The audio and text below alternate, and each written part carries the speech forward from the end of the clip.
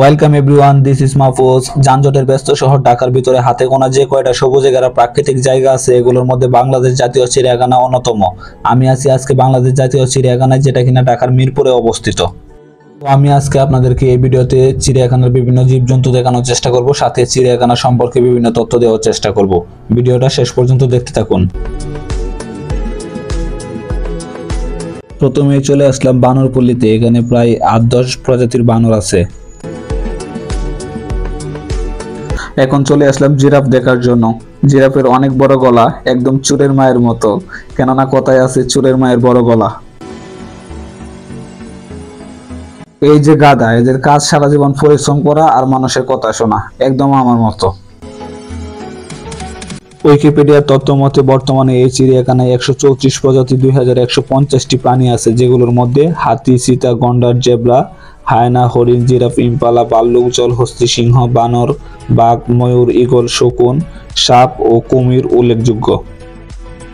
এগুলো হচ্ছে ইমু পাখি। এদের নামে যে একটা ইমো অ্যাপস আছে, এরা হয়তো জানে না, জানলে এইভাবে বসে আড্ডা দিত না।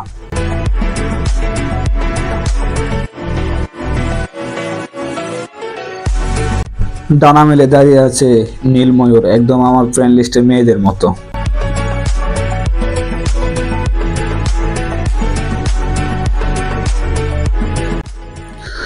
এগুলো হচ্ছে ইম্পালা, দেখতে অনেকটা হরিণের মতো।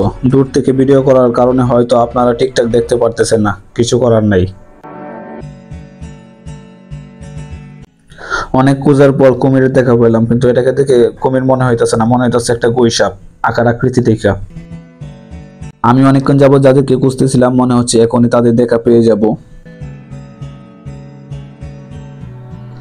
আমি আসলে এদেরকে খুঁজতেছিলাম সেই শুরু থেকে, ফাইনালি এদের সাথে দেখা হয়েই গেল।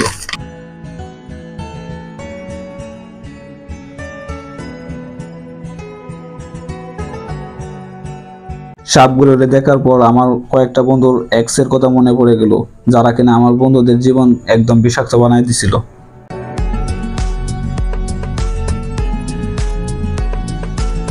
আর এই জলহস্তি যে একদম আমার বন্ধু রবিনের মতো দেখতে, ওরই যমজ ভাই হয়তো। জলহস্তিটা দেখছি যে মাত্র, এটা তোর যমজ ভাই না? আমার বাপে আমারে কয় এরা যে একটা ছেলে হারানো গেছে, এই যে আমার বাপের সেকেন্ড ছেলে যে এখনো রয়েছে, এটা আমি জানতাম। এটা শিওর তোর যমজ ভাই।